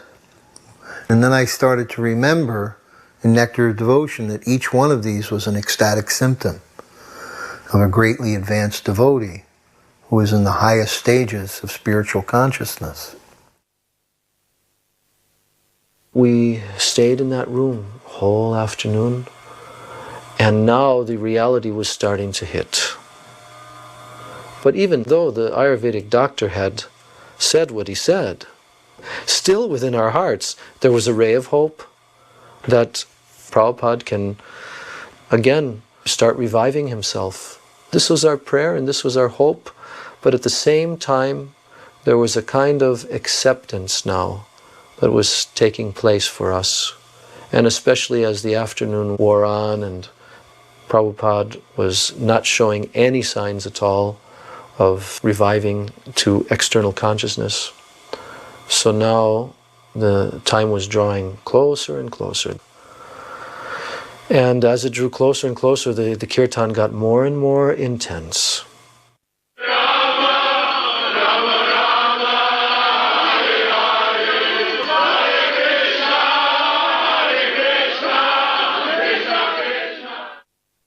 the kirtan was being sung in a kind of unusual chorus of two parts in a way that we never sang before. Some of the people in the room were singing Jaya Prabhupada, Jaya Prabhupada, while other of the devotees were just chanting Mahamantra. And somehow it just blended together in the most perfectly beautiful way. As I was listening to it, I was thinking, we don't sound like this. This isn't coming from us. It was like there was no ceiling on the room, that all the concrete or bricks or iron beams or whatever that was there had just dissolved, and the whole room was open like a direct current to the spiritual world as Krishna's messengers came for Srila Prabhupada. It's not that you could hear anything, but I was like really close to Prabhupada's face, and I was looking at him, and I just noticed that his lips moved. And when his lips moved, it appeared as though Prabhupada was pronouncing Hare Krishna. And at that moment, his jaw dropped. And at that very second, when he said Hare Krishna and his lips opened, I saw the color of Prabhupada's body change. And when I saw that happen, I thought, now my spiritual master has left his body. And everyone else in the room, they knew that that was the moment also. They started weeping like they'd lost their life, because Prabhupada was our life. I was watching Pishima, and she was weeping. She just bowed down to Prabhupada's feet, and she started taking the dust from Prabhupada's feet, and she started smearing the dust on her head and smearing the dust on her eyes. Then I decided that I should do as Pishima had done, so then I went and I took the dust from Prabhupada's feet and I rubbed on my head and my eyes. Then there was a request that the devotees would step outside so that they could prepare Prabhupada. And the majority of the devotees left. I stayed behind. And Upendra, very masterfully, he just sort of took control of the situation, and he brought fresh clothes, and he very, very quickly dressed Prabhupada. And I remember he took a cloth and he tied it around Prabhupada's head so that Prabhupada's mouth would remain closed. And they put Prabhupada on his palanquin. And then we were waiting for the Gaudiya Mat devotees to come over and give some instruction on what to do. They came and they offered a garland to Prabhupada. Tamal Krishna Maharaj and Bhavananda Maharaj, they consulted with the Gaudiya Mat devotees, and then it was decided to take Prabhupada for last darshan of the deities, and then make parikrama of the temple, and then place Prabhupada on his Vyasasana for the Guru Puja. So I remember when they carried Prabhupada into the temple room, one of our god brothers, his name was Puri Das, he was the pujari for Gaur-Nitai. And either it was at the beginning of the arti or at the end of the arti, I'm not really sure. The last arti, it was the Shayan arti. Puri was on the altar with the conch shell in his hand. I remember Puri turned and he saw Prabhupada on the palanquin, and Puri fainted right on the spot in front of Gaur-Nitai. And they put the palanquin right up on Prabhupada's Vyasasana. The palanquin just fit up there quite perfectly. Bhavananda, who had been caring for Prabhupada through Prabhupada's final pastimes and had been with them and, had been giving such a strong face and such a strong appearance. I remember when they put Prabhupada on the Vyasasana, Bhavananda went behind the Vyasasana and he just collapsed and he started sobbing like a child. And the Gaudiya Mat devotees, they were leading kirtan. And when they sing Jayanila Premadana, I remember I personally collapsed, and the devotees, practically they couldn't sing because everyone was crying so much. And there was a succession of bhajans and kirtans, and everyone offered garlands and flower petals to Prabhupada. I remember people from the city, they were coming and they were offering. And then through the course of the night, the kirtans went on. And because I knew that I had to cook the next day, I sort of tuned out about midnight and I went and took rest for a couple hours. And I was told that in the middle of the night, they didn't know who to ask to lead bhajan. And I was told they turned to this little man that had been there the whole time, and I say the majority of the devotees, they didn't know who he was, and it was Srila Kinchana Krishnadas Babaji Maharaj. And I was told that they asked him, Prabhu, could you sing? And he picked up the mridanga and he started singing, and because his singing was so pure and it was so full of love for his friend Prabhupada and for Radha and Krishna, everyone collapsed again. And then we went for the Mangal Artik, and the Mangal Artik at Krishna Balaram Mandir that morning was led by Anand Prabhu, Prabhupada's godbrother. And then after the Mangal Artik, then they took Prabhupada for his last parikrama.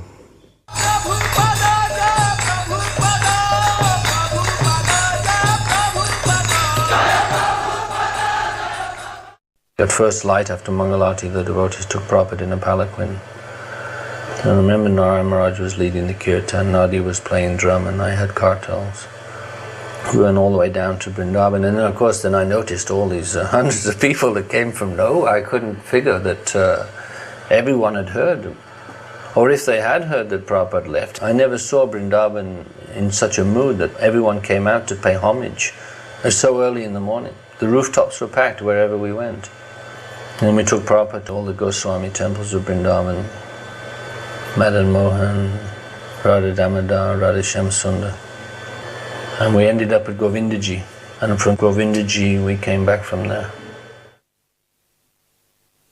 There's two things that Srila Prabhupada gave me. One was personal association, and the other was some attachment for Vrindavan for whatever reason. And Upendra got in touch with me when Prabhupada was in Vrindavan and was starting to become very sick, and it became very clear he was going to leave soon. And I actually went to Vrindavan and spent time with him there. That was the first time I ever went to India. And courtesy of Tamal Krishna, I got to spend a lot of time with Srila Prabhupada personally. And I was able to do little things to help. And that was a remarkable time. There was one moment in particular which stands out and has always remained with me, that normally Srila Prabhupada would give instruction in a very straightforward way by speaking to you. But by now he was very, very sick, and he actually had to be picked up and rolled over in bed and carried. You know, he was getting ready to leave. And I'll never forget this. We're on the roof of his apartment in Vrindavan, and my job was to burn. We had a pot of, I'm not quite sure what it was, but I was burning it to keep the mosquitoes away. And there was peacocks cawing in the background, and the smells of Vrindavan, and the feeling of the air, and the weight of warmth that the air in India has. And I was sitting at Srila Prabhupada's feet, looking along his body at him, and I just had a moment, like I guess a cathartic moment, and I didn't speak outwardly, but I spoke very clearly in my heart, and I said, Srila Prabhupada, what am I doing here? Why am I here? Who are you? And he sat up by himself, and he couldn't do that at that point. And for like 10 minutes or more, a long time, he just looked at me and he spoke without speaking. And I heard his voice inside my heart, and he told me exactly what I was doing, why I was there, who he was, and what was happening. And when he'd finished, he lay back down as if nothing had happened, and again had to be moved and rolled over. And that was the last instruction he gave me. And it was like nothing I ever saw with Srila Prabhupada and all the time I was with him. It was honestly mystical beyond measure. You know, there was no way you could describe that as a normal interaction with anybody.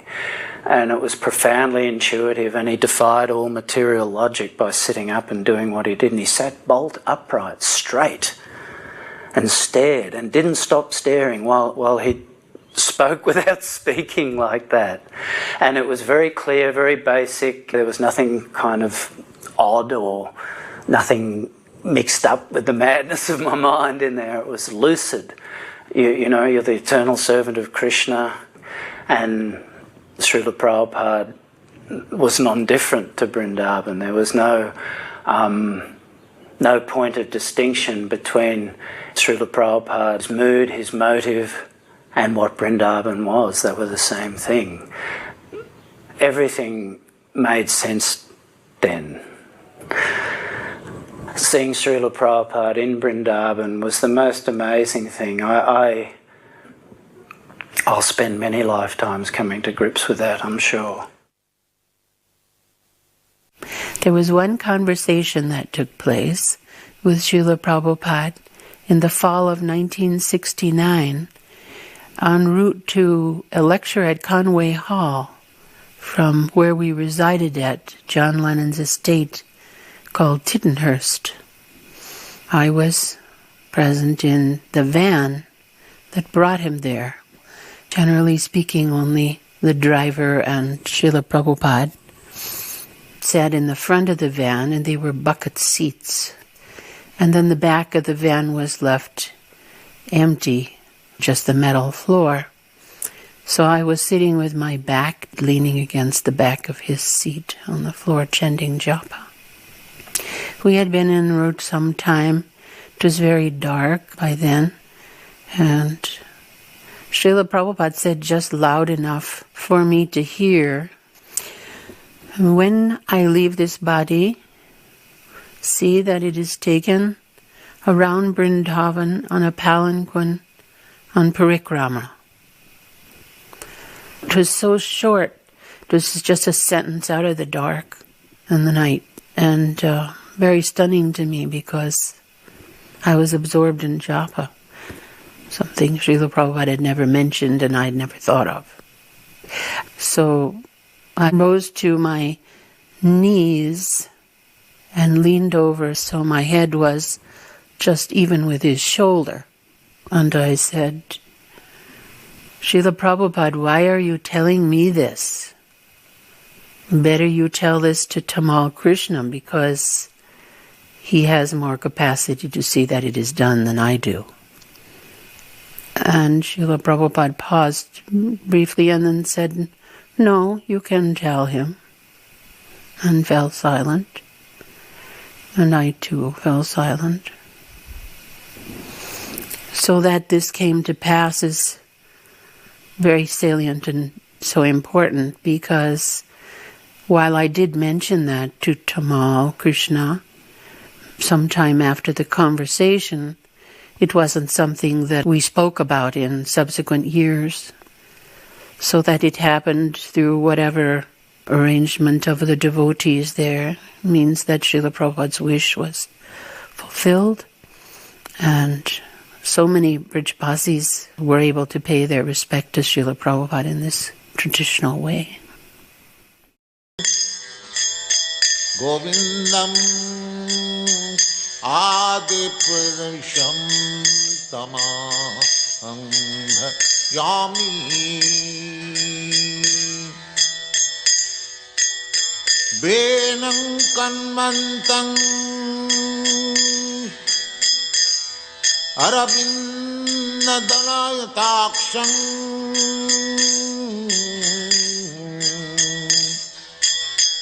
Benam Kanmantang Arabindadalayatakshang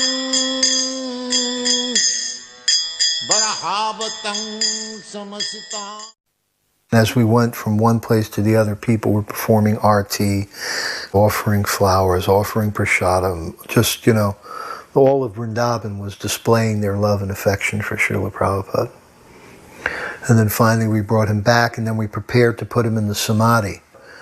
And the thing that amazed me is that Srila Prabhupada had left the night before, and now this was almost noon of the day after. So this has been a significant amount of time. And of course, for an ordinary man, within an hour or two, rigor mortis sets in, and the body gets stiff like a board. But Srila Prabhupada, his entire body remained not stiff at all. It was completely loose. Every joint, every part of his body was loose and completely flexible. There was no mottling, no settling of blood in the different areas of the body that happens to people, the ordinary persons who die. There was no odor. And we had undressed him again and prepared him to bring him down into the samadhi, and his body was still fragrant. Every symptom was that of a greatly advanced Mahabhagavat, completely pure, completely Brahman, completely spiritualized, who had achieved Mahasamadhi. Kannatpakoti Kamaniyam Visheso Sobham Govindam Adi Purusham Tamaham Bhajami Chintamani. He was carried on a chair, sat under the tamal tree for darshan of the deities. And we could all tell it wouldn't be long. This one day, Prabhupada had this magnificent garland on. And for a moment I looked at him and I thought, oh, I wish I had that garland. And immediately I felt so horrible. I felt, here's your spiritual master, and look at him, and you're wanting something from him? And I started crying. I was so ashamed. I went to the corner of the courtyard and I couldn't stop crying. At that moment, Vrindavaneshwari, my daughter, was 2. She went over to Prabhupada spontaneously, paid her obeisances. And as she was getting up, Prabhupada took the garland off and placed it on her. She ran over to me and immediately put it on me. I have that garland today. I've dried it. I've sewn cloth around it. And that garland is being used when we're in the company of different individuals who are leaving their body. They wear that garland. So Prabhupada's mercy is very far-reaching. The Samadhi ceremony was going on. Narayan Maharaj was organizing. 1 or 2 of his assistants were there. Bharadraj was leading that kirtan. I was having the kartals. Nitai Chand was playing the mridanga. And a few hundred devotees were chanting. And then, of course, after Prabhupada was placed there, salt was surrounded underneath and on all sides to form an antiseptic cover for the transcendental body of Prabhupada. And then soil was thrown in. I was also fortunate to throw some soil on top. It is said in the CC during that Samadhi ceremony of Haridas Thakur that anyone who throws soil into the Samadhi of a pure devotee will be liberated, will go back to Godhead. So I was thinking, even here we're getting Prabhupada's mercy. Of course, there'd been an Abhishek of Prabhupada just prior to his entering the Samadhi, and then the Abhishek water came out, and I was fortunate to get about 1 liter of it, which I drank. I kept a small quantity in some small bottles. So I was able to throw soil into the samadhi and at the same time drink the Charanamrita. The hole which was dug for placing Prabhupada in samadhi, the devotees had stayed up all night excavating that hole. There was a little roped off area and we were all just pressed up against this rope watching. Of course we didn't know what was going on, but we watched and gradually Srila Prabhupada's transcendental Sri Vigraha became covered, and then it really started hitting me that this is the last time that I'm going to see Srila Prabhupada with my eyes. And then I just broke out weeping and weeping. And that was the completion. They poured the earth on top of the samadhi, and I remember going back to my room, sitting down in front of one of the favorite pictures I kept of Srila Prabhupada, and I just did my own little Guru Puja for Srila Prabhupada. And then after that I just collapsed, took rest, and got up a couple hours later, and there was a whole ceremony going on of different speakers coming and glorifying Srila Prabhupada, and then after that there was a huge feast, and all the residents of Vrindavan came, and thousands of people were fed with prasadam in Prabhupada's honor. I witnessed the transference of Srila Prabhupada from his manifest to his unmanifest pastimes. I witnessed Prabhupada's final parikrama around Vrindavan. I witnessed Prabhupada's interment in his samadhi in Vrindavan. And I also witnessed the installation of the Pushpa Samadhi in Mayapur. And to this day, you could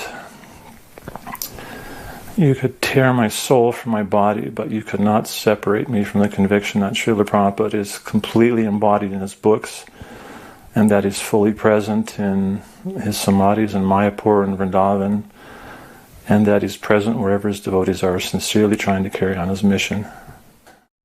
Hare Krishna, Krishna Krishna, Hare Hare, Hare Rama, Rama Rama, Hare Hare. Hare Krishna, Krishna Krishna, Hare Hare, Hare Rama, Rama Rama, Hare Hare.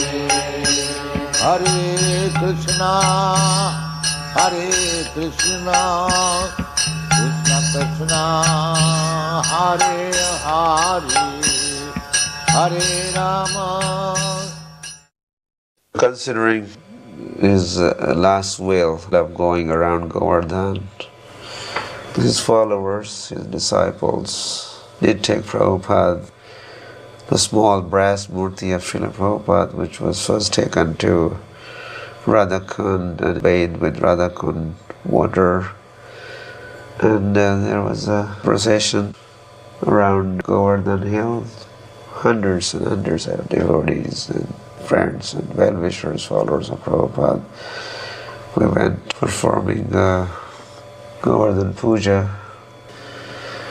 Prabhupada was on the mind of all of us, so we were carrying Prabhupada on our minds and in our hearts, so how could Prabhupada not be there?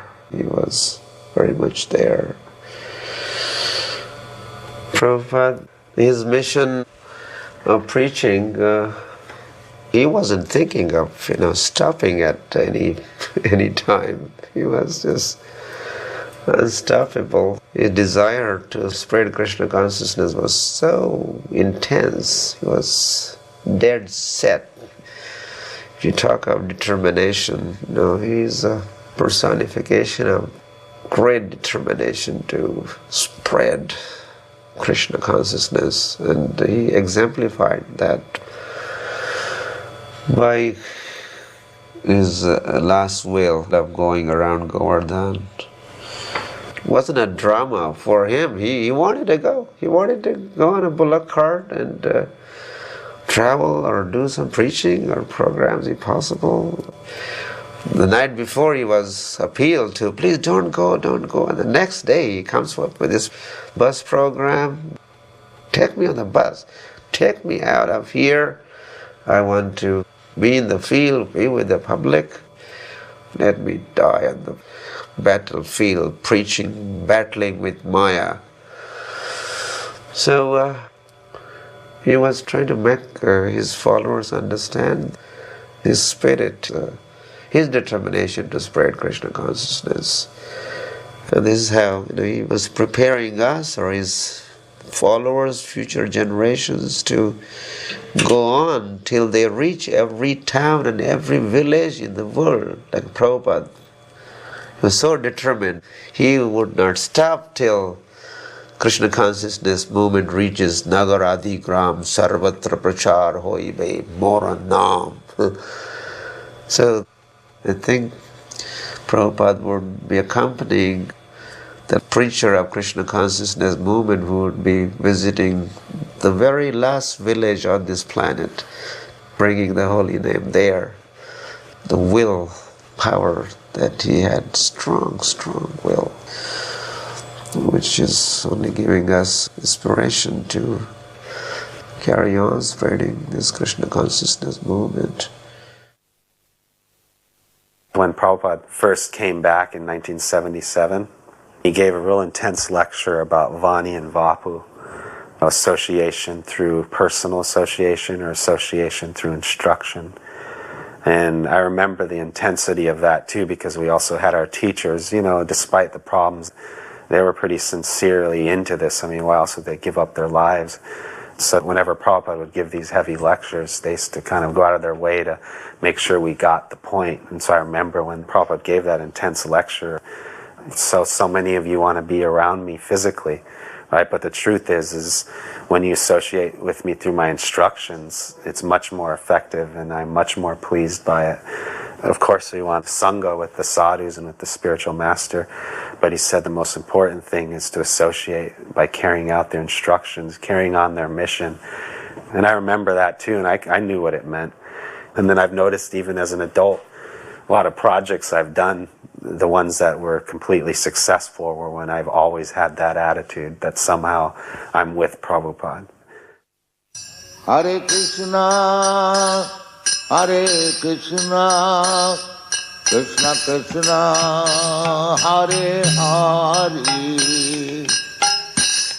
Hare Rama, Hare Rama, Rama Rama, Hare Hare. When I first met him, I looked at him when I didn't know what to say, and I said, Srila Kinchana Krishnadas Babaji Maharaj. And then he saw that I had a tape player in my hands. And so without my having to say anything, he just closed his eyes and he started tapping his hands together and he sang his Mangalacharanam before singing Sri Krishna Chaitanya. And then he started singing Hare Krishna mantra. And it was like going into another world. He was chanting so beautifully, and it was like each syllable was just drenched in bhava and prema. And after about 20 minutes, he stopped. And then he looked at me, and he said, I would like to tell you something. And I said, what is that? And he said, I'm an old man, and I've had a lot of experience in this world. From my experience, I can honestly tell you that there has never been a greater acharya than your spiritual master. And when he said that, I became stunned, because he was a disciple of Srila Bhaktisiddhanta Saraswati Thakur. Then he looked up and he said, there's never been an acharya in history who has performed miracles like your spiritual master. And then he paused and he looked at me, he said, do you know why? And, I was like so stunned, I couldn't say anything. And he said, because in history, there was never a greater servant of Sri Krishna's holy name than your spiritual master. Because your spiritual master had so much absolute understanding of Sri Krishna's holy name and so much absolute faith in Sri Krishna's holy name that he personally carried Sri Krishna's holy name through the length and the breadth of the world. Therefore, he is the greatest acharya who has ever existed. Govindam Adi Purusham Tamaham Bhajami.